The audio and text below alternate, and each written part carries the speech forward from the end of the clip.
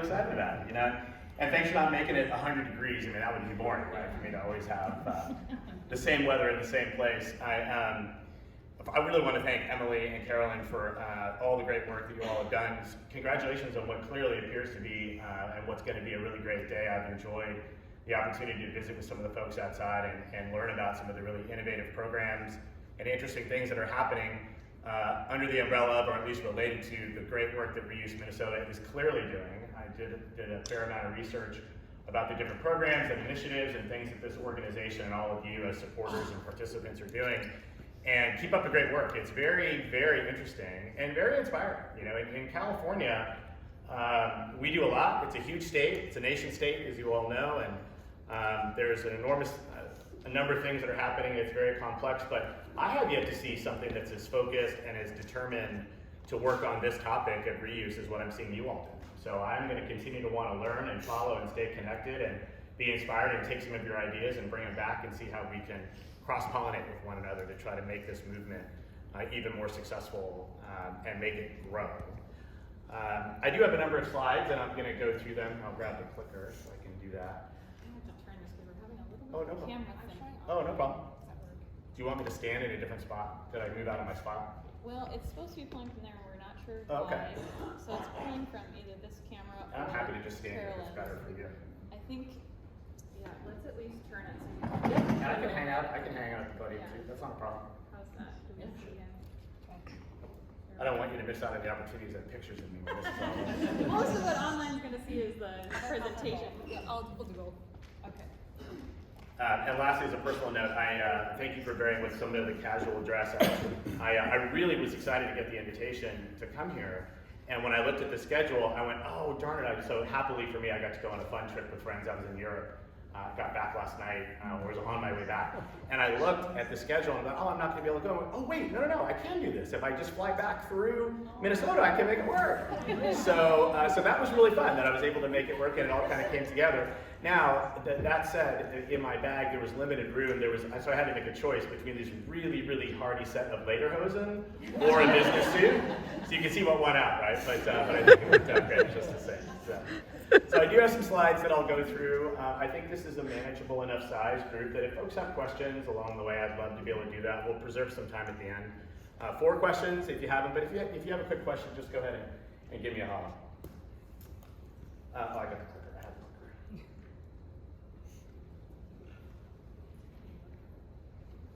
clicker.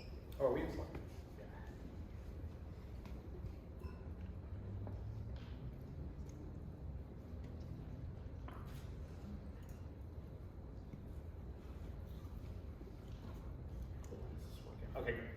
Okay, so let me just give you a bit of an orientation to set the stage for who we are.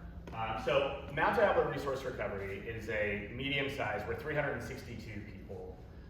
We're a medium-sized traditional garbage, recycling, organics, and other construction and demolition collector and processor of material in our area, in the East Bay area. So we're about 25, 30 miles due east of San Francisco, right? And so we're your typical company that collects and processes these materials. But right off the top, when people ask me, so Kish, what do you do? What kind of company are you all? And my answer to them always is, we used to be a garbage company. Right? Because people think about, well, what's a garbage company? What that is, as Mark sort of suggested, is it's a company that when you in your home or your place of business have items that you no longer want, you want somebody to come make them go away because they no longer have value. They're trash, they're garbage, they're almost a problem that I want somebody to come deal with and just get it out of my hair. That's the way garbage companies have operated for a very, very long time. And I certainly don't denigrate that over the years, our companies like ours, whether you're a small independent company like ours or the big majors like Waste Management or Republic Services, it's an important service that's been provided, and major investment and major effort has been put into providing an important service in all of our communities.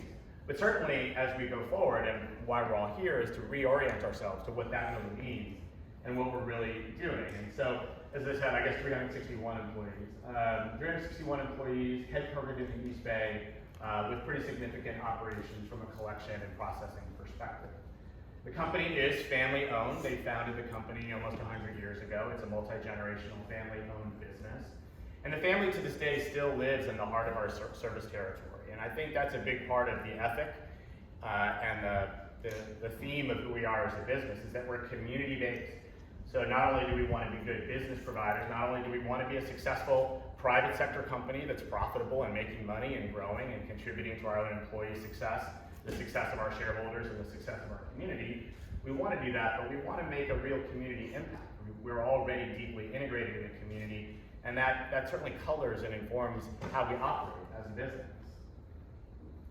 You can see here that this is just a quick overview of our operations. So not only do we roll about 100 collection trucks that are going to our residents and going to our commercial businesses to collect material, but then we have really substantial post-collection operations that you're looking at here. So when the trucks come in and all different types of materials are being gathered and managed, we have about 40 acres of all types of different materials, right? So we collect about 1,500 tons every day of different types of material. And then we do everything that we can to divert that material away from the landfill by processing those materials in the most intelligent and effective ways that we know how. It is causing very significant investment in our business, and Mark made mention of some of the investments that are happening from a state perspective. Clearly, this has to be a collaboration between the public and private sectors. Our company avails ourselves of some very good financing programs through the state of California that allow us to invest in these major operations. These are very expensive facilities, machines, processes, and technologies that we're talking about. And a great thing about our business now is that because of the effort now to ensure that we're maximizing how much is diverted away from the landfill, because we wanted to have create such better outcomes from an environmental and an economic perspective, what we're seeing in the traditional garbage and recycling and organics and construction and demolition processing business is new technologies that are emerging. Really, really smart people in academic settings and research and development settings all over the world are creating all kinds of amazing technologies that will allow us to identify these different types of materials that we collect, put them through different technologies, different systems, different processes that can produce much better outcomes from those materials, whether you're producing energy, whether in the case of organic material, you're creating better compost and better soil amendments, whether you're creating new transportation fuels that are low emission, if not zero emission. We're embarking upon now a whole new area of research and development, technology and innovation, and business growth that's going to transform the way these materials can be used, and it's really, really exciting. But it's also very expensive, and so there's no doubt that there's going to have to be an ongoing collaboration between the public and private sectors to realize the full potential of what we've got. I will note sort of about who we are as a company is that though we manage these different material types, we don't own a landfill, right? And that has a lot to do with kind of who we are and the way we're oriented and the way we think about doing these things as a business. We've always wanted to divert as much away from the landfill as possible. We've always been organized around how we can optimize the use of the different materials that we have. And so Jen and I and the team and by the way, this is Jen Rupert, who's our director of marketing. Who's a great colleague, and I'm glad she's here as well. We've been thinking about how do we want to talk about this? How do we want to describe what we're doing, both to sort of set the tone for our own organization, to kind of zero in on our own North Star about what we do and the impacts that we can have, and how do we organize and orient ourselves as a business. Why do we come to work every single day is a big part of what we have to think about. But also, how do we explain it to all of our different community partners? How do we explain it to our customers? All of the constituencies that we have to communicate with, how do we organize those thoughts? And it just struck me that traditionally, there's garbage, there's recycling, there's organic material, there's C&D. You think about the different material streams, but what I want to think about is not how do I collect and just get rid of things, but how do we go to the next level of that? How do I think about what are these distinct material streams? What is my capacity and what are the operations that I have? What are the competencies that I have? What is the infrastructure that I have? How do I deploy all of those capabilities against a whole variety of the sort of traditional, but then forward-thinking items, these different material streams? And how do we not just get rid of them, but how do we elevate them? How do we elevate the value of every material stream that we collect and process? That's what's challenging us as an organization. So whether it's your traditional black cart, your garbage, well, how do we sort as much valuable material out of that garbage can as possible? How do we recycle as much as what's in there as possible? How do we extract as much of the organic matter that's in that garbage stream as possible so that we can put it to higher and better use in terms of, as I say, things like compost, things like energy production, et cetera? How do we take what people think of what's in that garbage cart and make that more valuable? Certainly from a traditional, or the way we think of recycling, right? That blue card, plastic, paper, cardboard, metal, glass. How do we elevate the value of that stream by ensuring that we're extracting as much of that as possible and ensuring that it gets recycled? And I'll come back to that in a minute. Organic material, California just passed a landmark organics material processing law. We passed it about 5 years ago. Now it's being implemented right now, where by 2025, I'm not sure we're going to quite get to this goal, but by 2025, we as people in the industry, and it's really, by the way, a requirement to the jurisdictions, we have to ensure that 75% of all of the organic material that we collect, so that 1,500 tons a day that I collect, 75% of the organic material in those streams must be diverted from the landfill, right? That's an enormous challenge to all of us that are participants in this marketplace, to ensure that it's collected, sorted, and then put to some higher and better use so that it doesn't end up in the landfill, right? Why? Because organic material in landfills, it breaks down and it emits methane. It's one of the biggest methane emitters, obviously a horrible greenhouse gas, as you all know. So California took another landmark step in our leadership in combating global climate change by setting the standard for organic material diversion. And so now we're responding to that as a company as well. Construction and demolition material, the same way. So those are my traditional material streams. But then I started thinking about what other material streams are out there. And that's sort of the heart of our reuse program, is that these are what are just basic, they're slightly used, as Jen likes to say, gently used household items that a given homeowner or a given owner of that material, they may not want them, but they have much more useful life. They could go to much higher and better use in the hands of somebody else if we could just get them to that, right? So that's another material stream that we're going to elevate. And then reusable, or edible food, I should say. It was nice to hear Emily say that the food that's going to be produced in this setting, we're going to do everything we can to make sure it does not go to waste. And I think that edible food is another part of this law that we're going to look at. So I look at all of these different material streams, and I'm going to continue to look at material streams across the community that we serve and ask ourselves as a company, how can we deploy our capabilities to ensure that we collect, process, and manage that material stream in a way that we elevate its value, economically, environmentally, and or from a community benefit perspective. That's who we are as a company, and that's what we're doing. And I also want to just mention that I've only been with the firm for 6 years, and when I joined was right at when you had the recycling crisis that came about, the actions of the Chinese government, something called, well, it's green fence, and then it was China sword, and then there was another, these interesting phrases. But in short, what you probably know is that China, especially as we were talking about for folks like us on the West Coast or on both coasts, 90% of the material that companies like mine would collect, I collect and process 300 tons per day of recycling material. If you ever come out to the Bay Area, come check out our materials recovery facility. It's a pretty awesome operation, right? 100,000 square foot building. We just put in another $12 million machine in there that's running at 40 tons per hour. An unbelievable amount of material that we're running through with an incredibly dedicated, hardworking staff, helping us to sort those materials, to get them into their proper commodity groups, so that we can then take those commodities, whether it's paper, cardboard, plastic, metal, what have you. And what companies like mine overwhelmingly do is we sell. Those are commodities that have value out in the global marketplace. And especially when you're out on the coast, and especially when you're in California, China was the principal buyer of all of that material, upwards of 90% just recently. Well, because they owned the market, because they were such a massive player in the market, as they are in so many markets in our global economy. But as it related to this, what that did was it got us all, in my opinion, very complacent and frankly a bit unaware and kind of blissfully ignorant about what was really going on with that material. They were paying a lot of money to companies like mine for those materials. And that money, quite honestly, is what we use to finance the recycling operation. So the way that we were able to provide recycling services to our residential and commercial customers was the ratepayers weren't paying.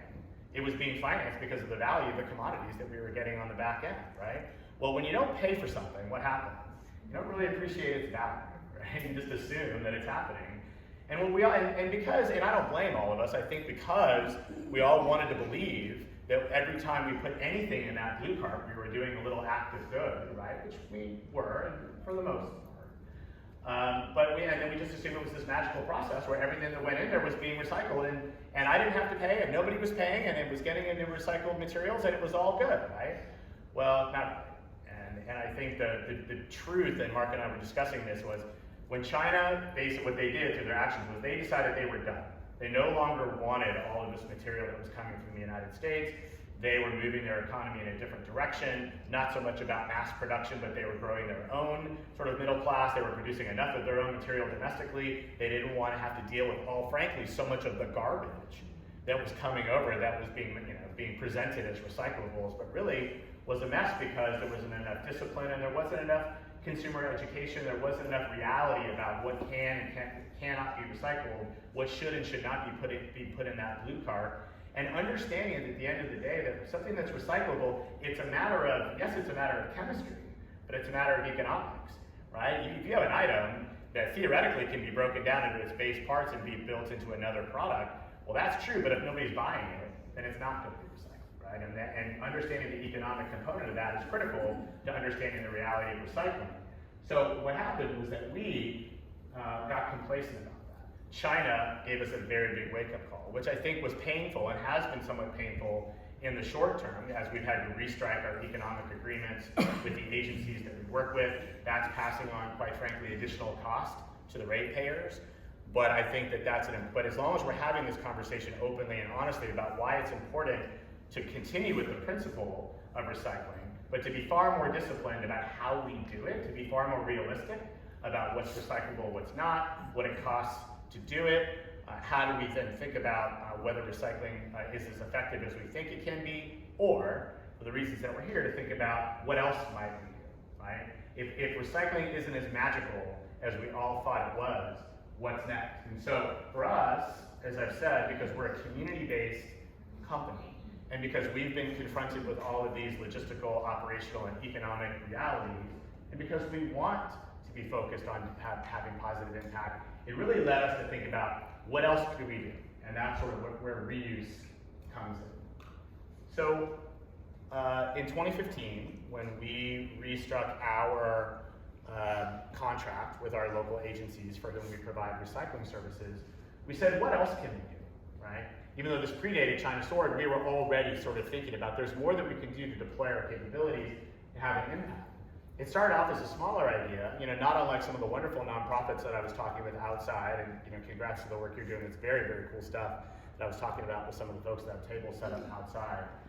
We had a local organization that was looking at ways to try to help some disadvantaged folks, in some cases previously incarcerated folks, in a local nonprofit to try to help create employment opportunities. And it was around different types of community services, and we said, we know that there's this population of folks that we want to create a program to try to create some employment for them. We were already thinking about reuse because we knew that there was demand. We had residents, God bless them, that were sending us notes and communicating with us saying, hey, look, I have this item that it shouldn't go in the garbage can because it has value. I just don't want it anymore. I could bring it to you, but I'm not sure if I can drop it off to you if you're going to do anything with it.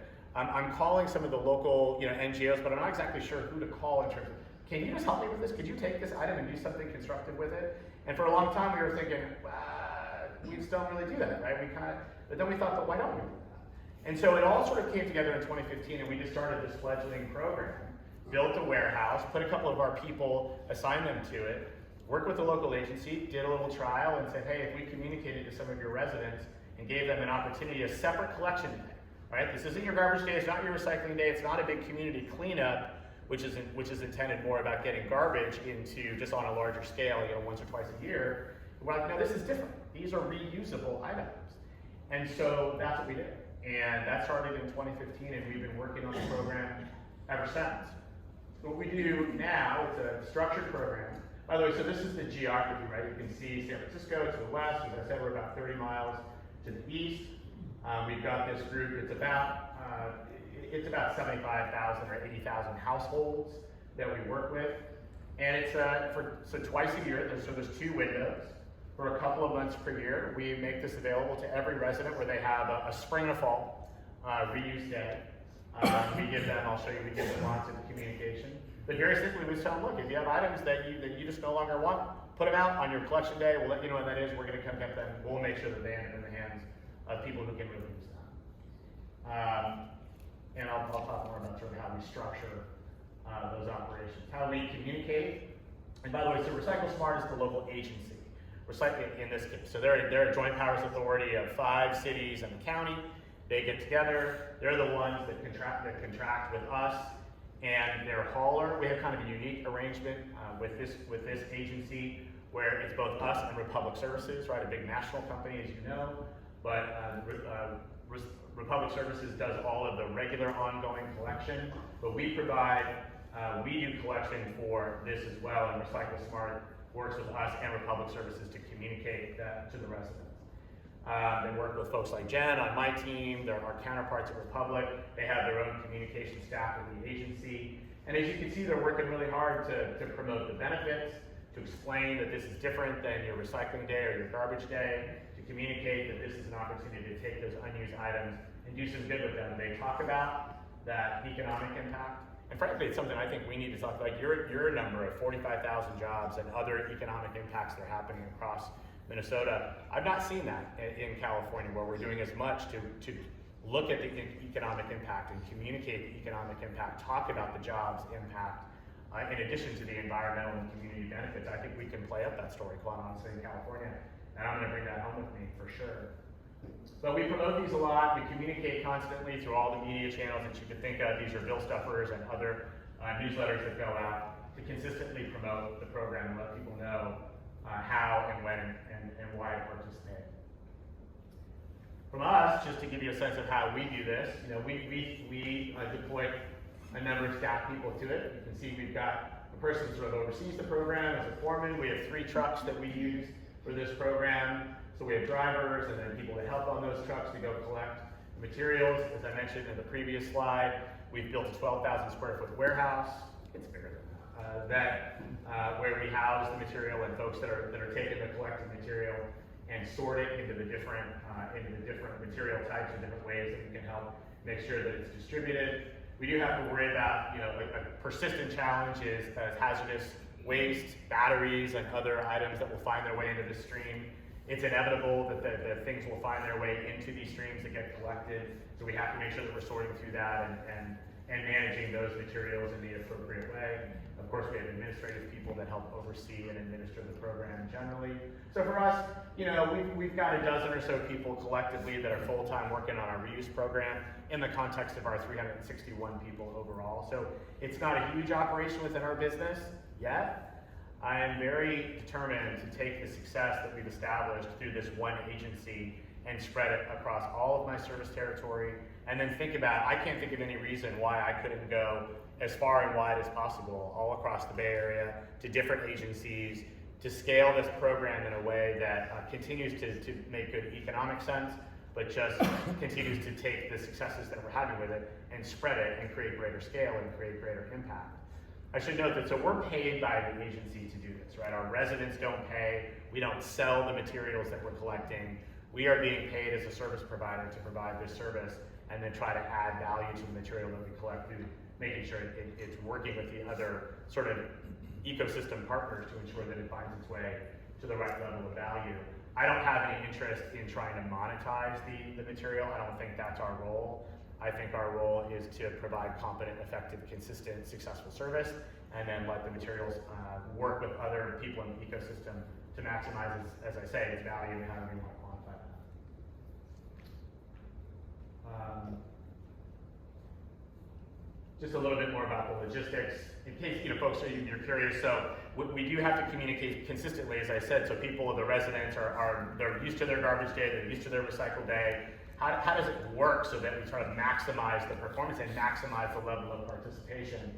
And so what this says is that so the MSW, so the regular garbage day, we know what those routes are. We know where the households are. We know where everybody is. We know what the schedule is. We just try to work around, basically what this slide is saying is we try to work around the schedule we try to be as consistent as possible, right? So if we know when they're gonna have a big, when they're scheduling the big community cleanup day, we'll make the reuse day the day before that and just tell the resident, look, your big cleanup day is on Tuesday, so on Monday, make a pile of your reusable items, and you can make a pile of the things that you want for the cleanup day, and our folks really will jump out of the truck and take a look and let customers know, hey, you're good, this is right, or hey, listen, you've got these commingled, or you've got too many things in the reuse pile that really are not what we're here for. This is not a garbage collection day. That's tomorrow. You know, today is the day when we're here to collect items that we're going to put into the reuse stream.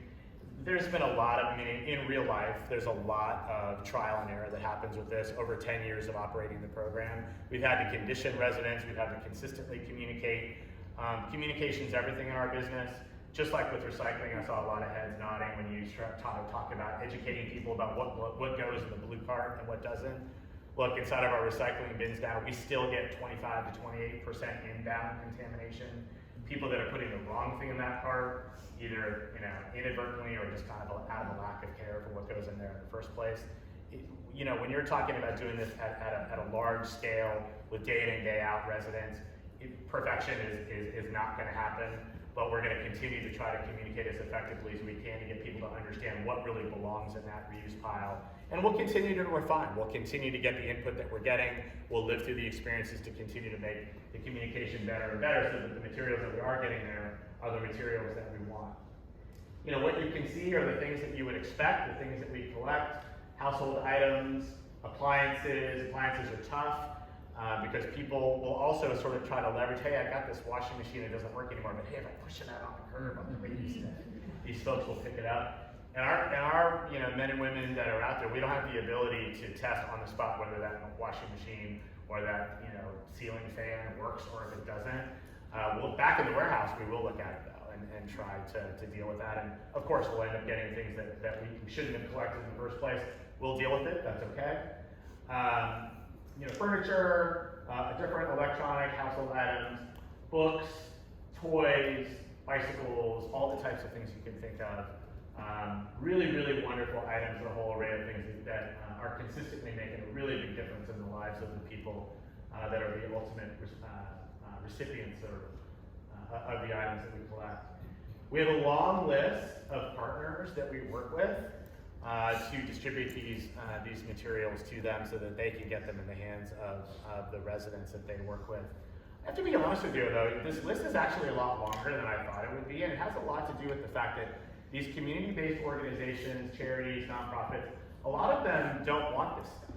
And it's something that I'm kind of curious about, and if we have a minute, I would love to sort of hear from others about kind of why that is. I was sort of struck by the fact that, because we know that there's an enormous amount of need in our community and certainly in the broader area that we serve. And yet many of the nonprofits are like, no, we don't want that stuff. And we're trying to tell them, no, we're trying to give it to you. And we validate it as well as we can that it's reusable, it's got a lot of life left. And as a nonprofit, you're in the business of trying to help serve people that are in need. Well, why don't you want it? And we're gonna deliver it to you.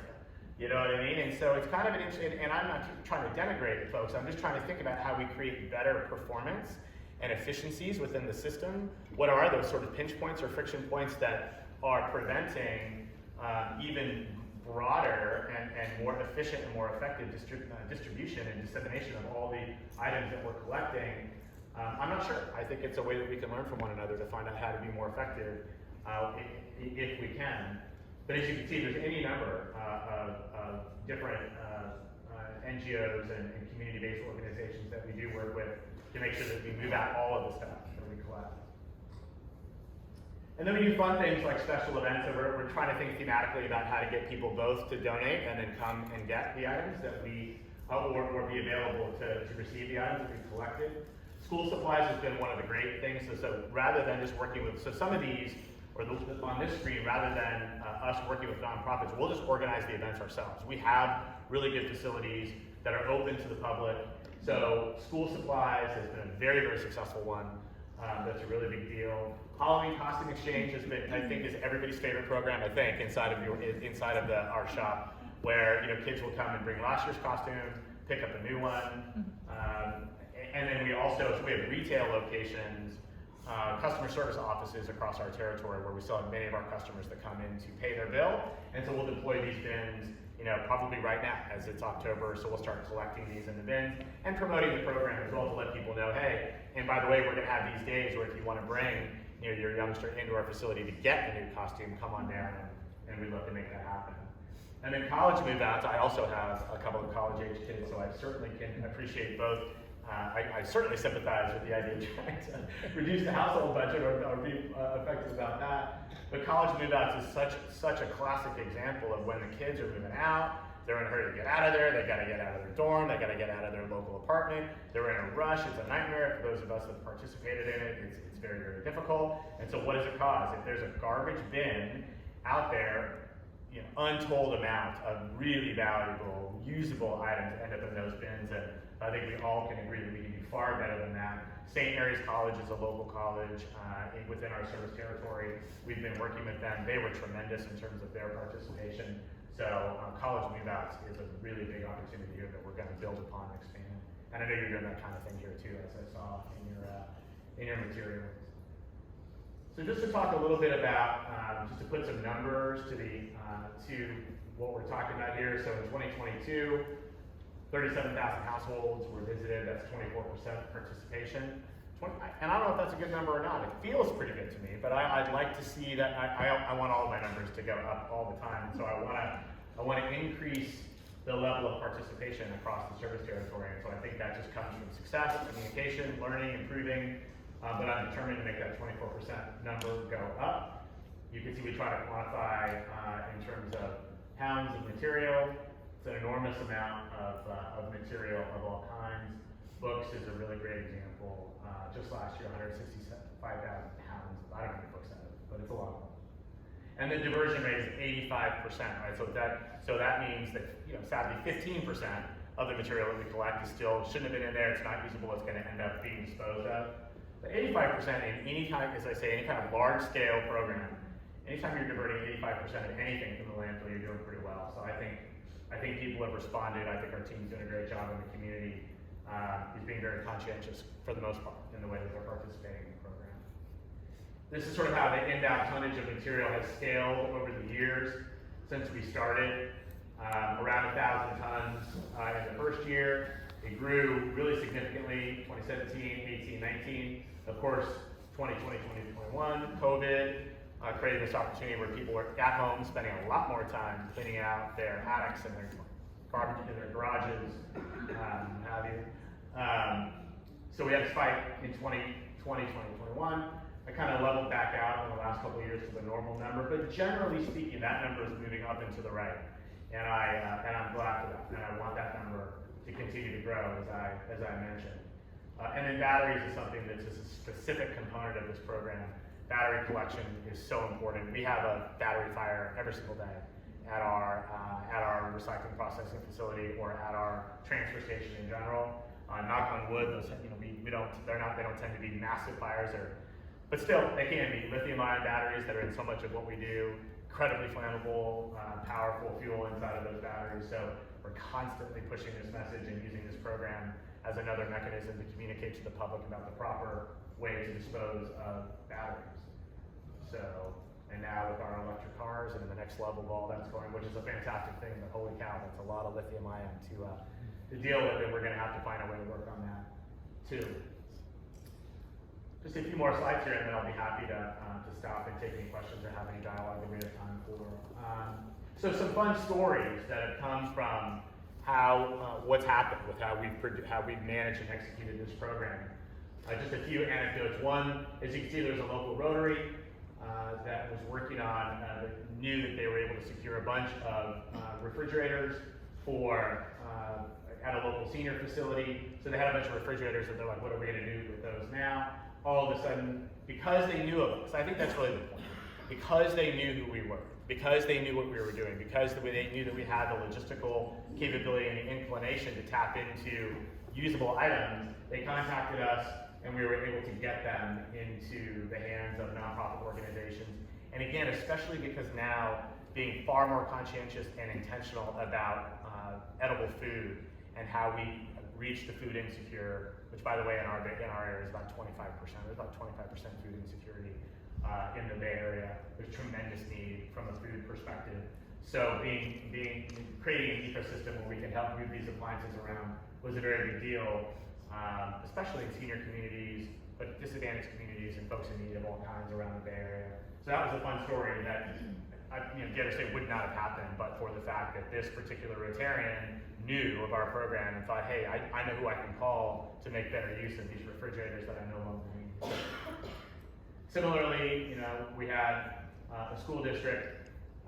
The district nurse was just recognizing that there was just a lack of wheelchairs that were available. There was struggle for wheelchairs in some of the local schools.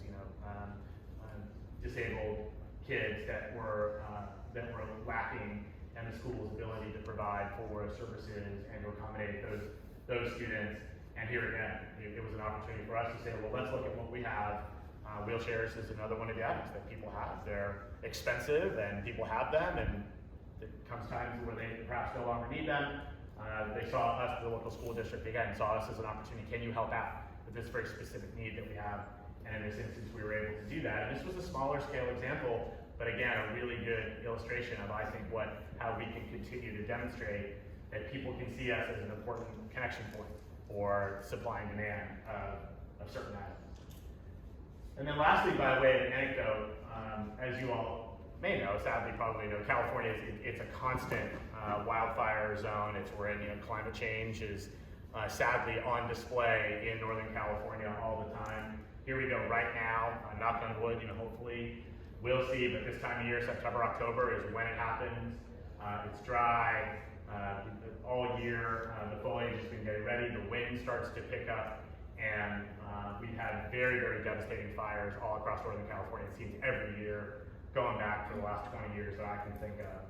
In 2018, the Camp Fire was particularly devastating. Entire towns in the northern part of California burned to the ground because of just these massive fires. And our company, we have an investment in a service provider up in that Northern California area, a little town called Paradise that made the news. President Trump actually even came out and visited at the time because it was such a devastating fire at the time. It was so notable from a national perspective. The entire town burned to the ground. And so it's part of, which wasn't the campfire, but it was sort of related. It was related to that time, that era. And because of our connectivity, we said, listen, what can we do? How can we use? We have a lot of items that can be put to use for people in the town. Frankly, people that were helping to combat the fire. It was just one of those things where all of the local agencies were putting together these strike teams to think about what do we need, how can we respond as quickly as possible, how can we deploy every resource that we can as quickly as possible to support the residents, to support their families, to support the first responders, to support everybody that was involved in trying to make that emergency response to that fire. And we were able to provide all kinds of items and things that could help provide comfort. You're talking about toys, you're talking about other household items, sports, equipment, whatever we could deploy that local nonprofits and local government agencies felt can make a difference to people that were in the most dire need that you can think of. We're obviously really proud of the fact that our program made some contribution, made some small but meaningful contribution to trying to help people in a time of really desperate need. All right, so let me the last section is talk about the future, right, and where this goes. And I think I'm very bullish on where this is. If you zoom out, and you all know this, but if you look at the scale of the problem today, the EPA estimates an enormous amount of material through appliances that we've talked about in our small context. 7.5 million tons going into the landfill, 40% of which going into the landfills. It's an unacceptable amount, quite honestly. It's an extreme and extraordinary amount on the appliance side. Fashion, Mark made mention of it as well. You can see that the disposability, what traditionally, or what has become the disposability of fashion, 10% of the world's carbon dioxide emissions, an enormous amount of plastic and other materials that don't do well in landfills that are part of the fashion trend. Fashion's great, but I think being far more conscious about that clearly is necessary when you look at the scale and the significance of what those materials are if they're not properly managed on a larger scale. Furniture, same thing, right? Disposability of furniture is just something that as someone who helps move my parents around too, their generation, my back is still sore trying to help my mom move her stuff because she bought furniture that was built to last, right? Now the disposability of furniture is an enormous problem and something I think that warrants consideration. So what do we do? I think certainly from an advocacy perspective, and I've been following what's been happening here in Minnesota, clearly very forward-thinking and progressive from a policy perspective about how we look at policy that can make a difference. And promoting reuse certainly is part of the equation, and bringing the manufacturers into the equation is absolutely necessary. I spent a lot of time in government. I've worked at every level of government. I worked for my U.S. Senator when I was out of college. I worked on Capitol Hill. I was an elected member of my own city council for a number of years. I worked for Governor Brown and led our state's Office of Business and Economic Development. And I'm a private sector guy. Like, I believe in the private sector. I believe in the impact of business. But there are certain areas where there has to be public-private collaboration and partnership. And at the end of the day, in my opinion, you're going to have some policy mandates. You're going to have some government influence in kind of driving to these outcomes if you're going to get to where you want to get to. We passed SB 54 in California last year, which is extended producer responsibility around consumer packaging. So this is trying to tackle the problem of plastic in particular, but consumer packaging in general, and starting to mandate minimum requirements, minimum recycled content requirements for new packaging. And I believe it's going to start setting the stage for a whole different way of how we look at our traditional blue cart items, right? So containers, bottles, cans, certainly plastic and consumer packaging, paper, cardboard. God bless Amazon, we all use it. I know I do, but the Amazon effect of what's happening with consumer packaging, shipping, these are all things that these conveniences are extraordinary. There's no question about them, but we're going to have to be much more conscientious about what that means in terms of the packaging and the materials themselves. And these don't have to be, they're not mutually exclusive, right? And private and public sector, collaboration is good. These are not mutually exclusive things, but I think we do have to be smart. My sort of cautionary tale about this is, having worked at the intersection of government and business for so long in my career, we have to push the private sector to participate, but we have to invite and allow that private sector participation as well. As a recycling processor, I have 300 tons a day of material that I'm working to process.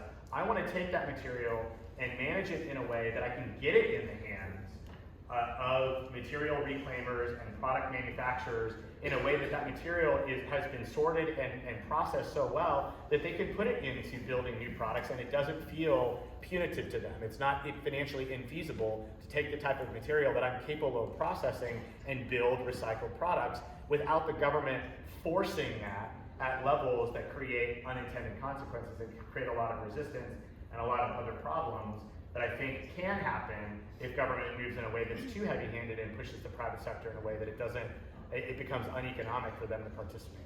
I think we just simply have to find, and that's where nonprofit organizations like this, other tables are important to bring people together and how we talk about these things, where we bring the different parties in the ecosystem together and have real conversations about where those sweet spots are to maximize the output.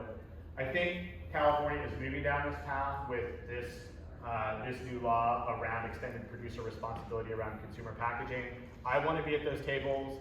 I want my colleagues at those tables, along with government agencies, regulators, environmental organizations, and others, so we can get this right, because it's vital that we do for sure. And I know good things are happening here in Minnesota, other states. You go to Canada and other places that are very progressive, certainly Europe. There's a real movement around extended producer responsibility around consumer packaging, and I think it's a very big opportunity for us, but then reuse should absolutely be part of that conversation and equation as well.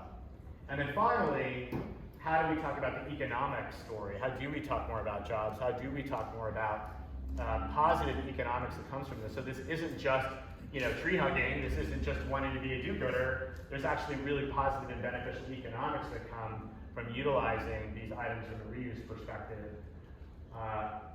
As you can see, and I'll end by saying that the youth is certainly the future, and the youth is certainly our hope.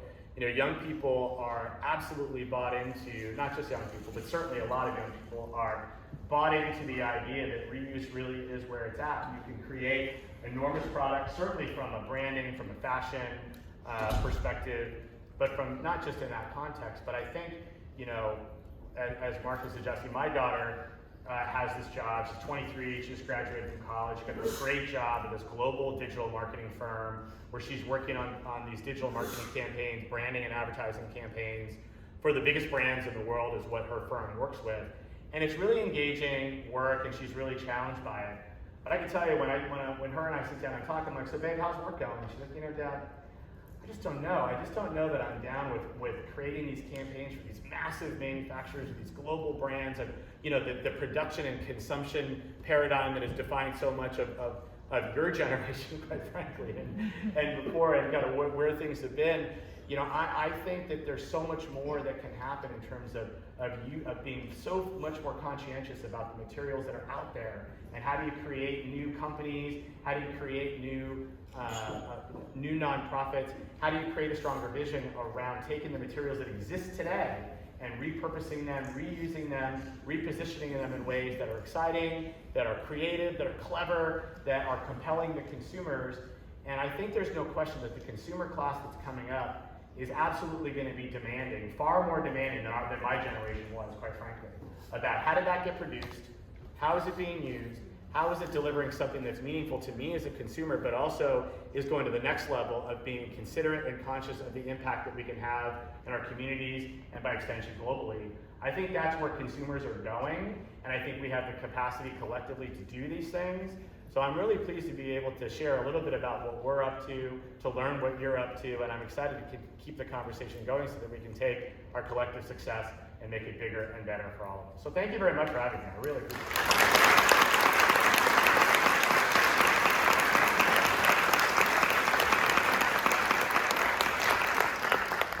Emily, can you tell me what kind of time we have, if any, for questions? About 8 minutes. Okay, 8 minutes. Anybody have any questions or just comments that they want to make? Again, I want to learn from those. Yes, ma'am. 2 questions. For the day before the waste pickup, when you have the reusable items, yes. Thank you.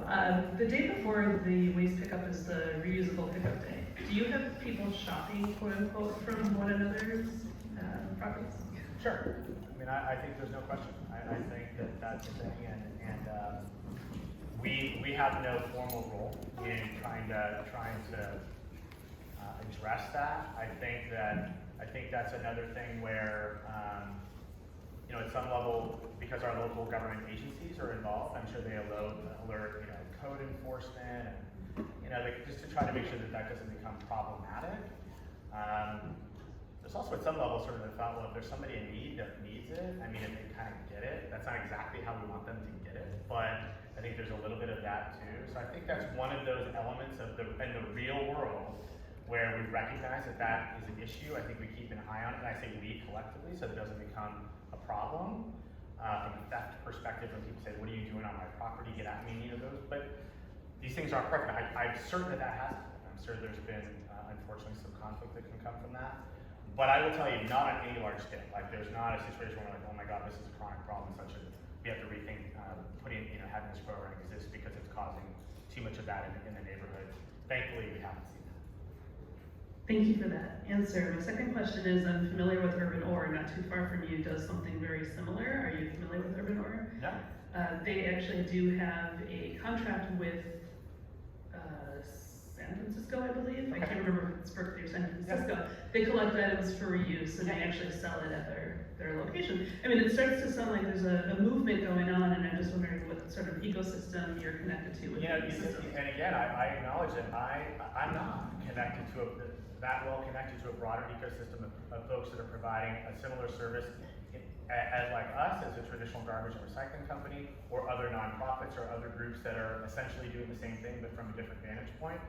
That's why I was acknowledging that. I think it's great that you all are bringing people together. I'm going to bring this back to the Bay Area and say, hey, how can these folks in Minnesota are getting their act together, what have we done? I just have one quick thing to say about Urban Ore. I live in Berkeley, and Urban Ore is amazing. Going in there is a treat. It's really, there's so much cool stuff. Yes. So I saw in the pictures all those lots and lots of bicycles. Yeah. How do you manage that? And by manage, you mean just because there's so many, or whether they're functional, or how to get them? Yeah, just kind of, just a quick outline of what is your process? Yeah, so I would be getting a little bit out of my depth, to be honest with you, and not have the details of how I'd be happy to kind of follow up and let you know. I mean, I think that we certainly do collect a lot. I can't tell you how many. I think that that's one of the whole sections of our warehouse where there are a number of bicycles that are there. I think the team does try to, just like with appliances, try to take a look at them and see if they're functional. And then we do have some specific partners that I know. There's some specific items. I think bicycles is one of them. Books is another. There are items where I just identified very reliable nonprofit partners that know exactly how to manage that particular item, get them up our hands, and then get them in the hands of people that need them. I think that's the short answer to your question. But Jen, why don't we make a note on bicycles and be happy to provide more detailed information from the folks on the ground that know better than I do about how to manage that particular item. Yeah, thanks. In the back. We'll do one more. Okay. I'll stick around a little bit, see if there's a break or whatever after folks have questions. And we'll provide our contact information too, by the way. So if folks want to email or whatever, keep the conversation going, I would really welcome that. Good morning. Hi. You probably covered this, but I stay in a very small community here in Minnesota. And I am wondering, what's the charge to pick up those materials? Yeah, we don't. How do you run your business? Yeah, so we're paid by a big agency. So the government agency that oversees the geography for whom we provide traditional recycling services. So they pay us their rate payers pay, as part of their rates just for regular residential and commercial recycling services. And then that agency has added on a little to the rate base in order to pay me an annual service fee to provide this entire service. From there, I don't charge for materials, I don't monetize the materials or charge nonprofits or others I see that we've made our expenses and a little bit of profit have been covered by the agency providing us a service fee for the program, and then I just want to make sure that we're getting the material in the hands of others and let them continue to maximize the value of the material that we collect. Yeah, happy to chat with you offline, for sure. I think we have different government models around that, where some, like City of Minneapolis, people get a couple of vouchers per year, whereas others, you pay by the item, so. Understood. Yeah, I think it's definitely an interesting model to explore. So, because we have our little bit of a tech thing, unfortunately we'll have to end our question time, but I want to give Kish and Jen a thank you both for flying and joining us.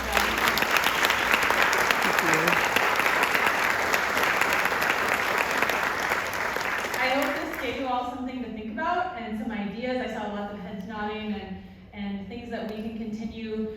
I was really inspired because, as I mentioned to Mark as we were preparing for his introduction, I think for the private sector, what would typically be a waste hauler here, right, a materials management hauler, the reuse piece isn't necessarily something that's put front at the forward.